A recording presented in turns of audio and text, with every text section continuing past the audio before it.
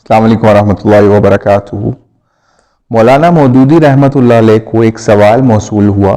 اس میں سائل نے پوچھا کہ میں ایک عرصے سے انگلستان یعنی انگلینڈ میں مقیم ہوں۔ یہاں اہل فرنگ سے جب کبھی مذہب کے بارے میں گفتگو ہوتی ہے تو یہ لوگ اکثر سور کے گوشت کی بابت ضرور گفتگو کرتے ہیں اور پوچھتے ہیں کہ اسلام میں اسے کیوں حرام کیا گیا ہے۔ میں اس سوال کا جواب نہیں دے سکتا۔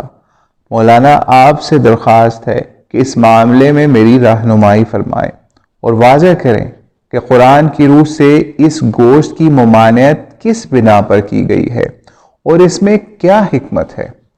تو اس سوال کا جواب مولانا مودودی رحمۃ اللہ علیہ نے کچھ یوں فرمایا، تو وہ آپ کے سامنے پیش خدمت ہے۔ سور کے گوشت کو جس طرح قرآن میں منع کیا گیا ہے، اسی طرح بائبل عہد قدیم میں بھی منع کیا گیا ہے۔ چنانچہ یہودی آج بھی اس سے پرہیز کرتے ہیں۔ عہد نامہ جدید میں بھی خود حضرت عیسیٰ علیہ السلام نے کہیں یہ نہیں کہا کہ بائبل کا یہ قانون منسوخ کر دیا گیا ہے۔ وہ سینٹ پال تھا جس نے عیسائیت کو مغربی اقوام میں پھیلانے کے لیے شریعت کی قیود توڑ ڈالی اور جو کچھ خدا نے حرام کیا تھا اسے حلال کر دیا۔ خدا کی شریعت میں تو سور ہمیشہ سے حرام رہا ہے۔ جن چیزوں کی مضرت انسان اپنے تجربات سے خود حاصل کر لیتا ہے، ان کے متعلق خدا کو کچھ کہنے کی ضرورت نہیں۔ ان کا علم حاصل کرنے کے لیے انسان کے اپنے ہی ذرائع علم کافی ہے۔ اسی لیے خدا کی شریعت میں سنکیا کی حرمت نہیں بیان کی گئی، مگر جن چیزوں کی مضرت جاننے کے ذرائع انسان کو حاصل نہیں ہیں، ان کے متعلق اللہ تعالی حکم دیتا ہے کہ ان سے پرہیز کرو۔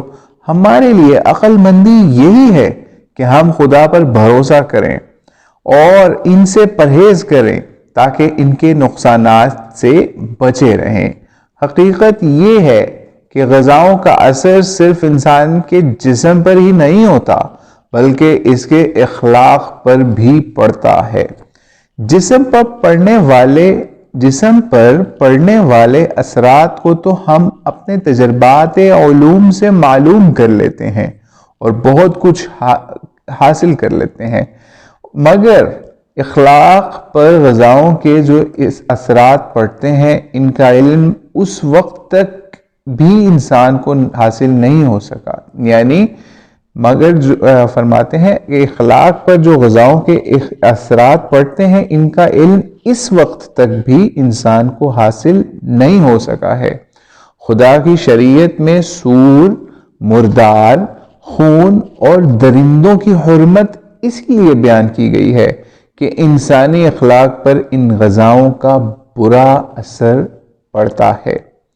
ترجمان القرآن نومبر 1965 میں یہ سوال مولانا مودودی کی طرف سے شائع کروایا گیا اور اس کو ہم نے جہاں سے پڑھا وہ رسائل و مسائل حصہ پنجم سے آپ کے سامنے پیش کیا۔ السلام علیکم ورحمۃ اللہ وبرکاتہ۔